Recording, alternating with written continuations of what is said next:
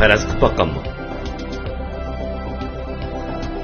Yer shari bo'lsa olamdagi bir tal hujayra bo'lishi mumkin.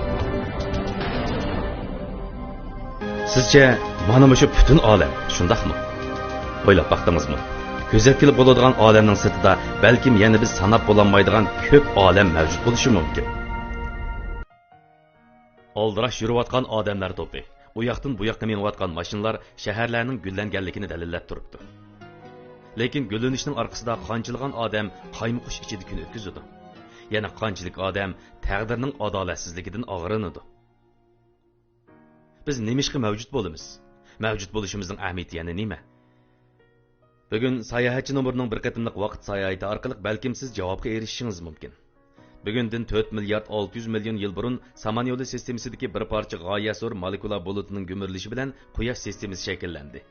İbtidoiy holatdagi yer sharimi shunga agishib borliq keldi.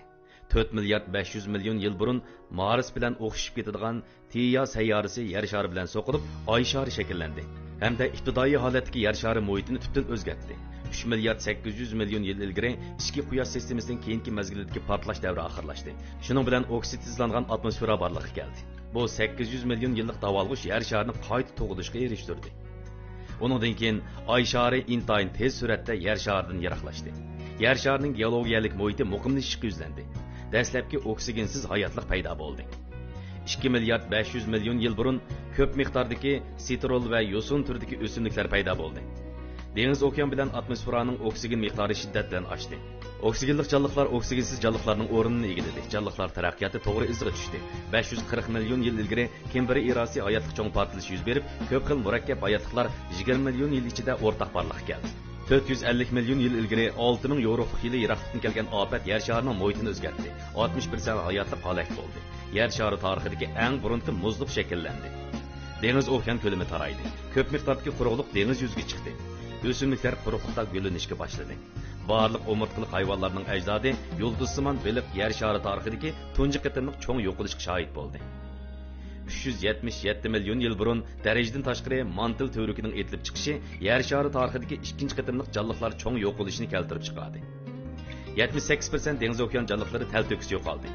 Titarik beliq qatorliq dengiz okean jonliqlari qo'shmakonlik hayvonga taraqqiy qilishga boshlab, quruqlik chiqqan eng burungi dengiz okean umurtqilik jonliqqa bo'lib qoldi.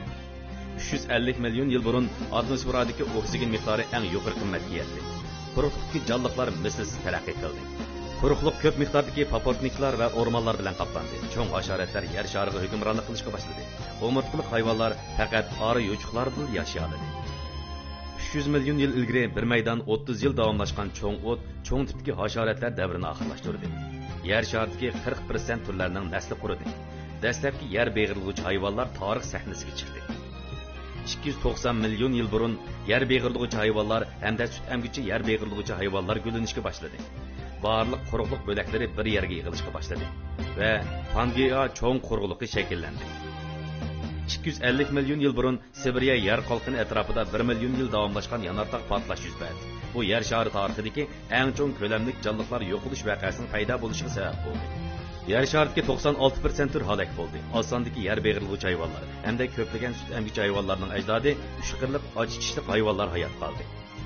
230 million yil ilgari yer beg'irlug'uvchi hayvonlar yer sharining har qaysi bo'lin qushqoqlarida ko'payib zo'rayishga boshladi. Timsoq jonliqlar zanjirining eng yuqori pallasiga chiqdi. Yer beg'irlug'uvchilar imperiyasi pardasini ochdi. Dinozavr buningga ergishib paydo bo'ldi.